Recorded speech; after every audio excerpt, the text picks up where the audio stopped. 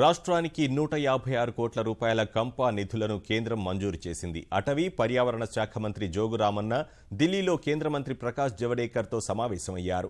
పర్యావరణ పరిరక్షణకు రాష్ట్ర ప్రభుత్వం తీసుకుంటున్న చర్యలను వివరించారు.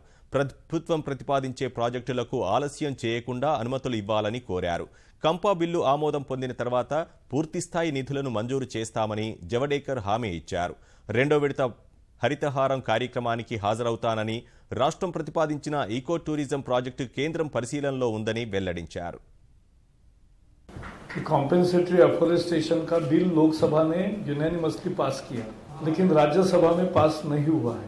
मुझे पूरी उम्मीद है कि इस बार राज्यसभा में पास होगा।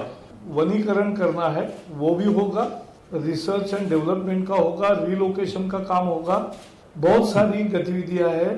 यह आने वाले 3 साल में पूरा पैसा इसके बारे में योजना पूरी तैयार करने को कहा है और मुझे पूरा विश्वास है।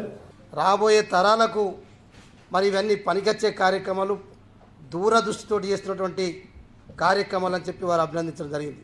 అందుకే పాత పద్ధతి ఎట్లయితుందో మీకు రాష్ట్రానికి రావాల్సినటువంటి వాటాలో 10% ఈ సంవత్సరం ఇప్పుడు ఇస్తాం. రాజ్యసభలో పాస్ అయిన తర్వాత 3 సంవత్సరాల్లో మీ 1418 కోట్లు అది రాజ్యసభలో అమెండ్మెంట్ అయిన తర్వాత తప్పకుండా ఇస్తామని చెప్పడం జరిగింది. ఈ రేపే మా రాష్ట్ర ప్రభుత్వం ఖాతాలో మరి 156 కోట్ల రూపాయలు రేపు జమ చేస్తామని చెప్పి కూడా వారు చెప్పడం జరిగింది. కాబట్టి వారికి ప్రత్యేకంగా ధన్యవాదాలు తెలియజేస్తా ఉన్నాం.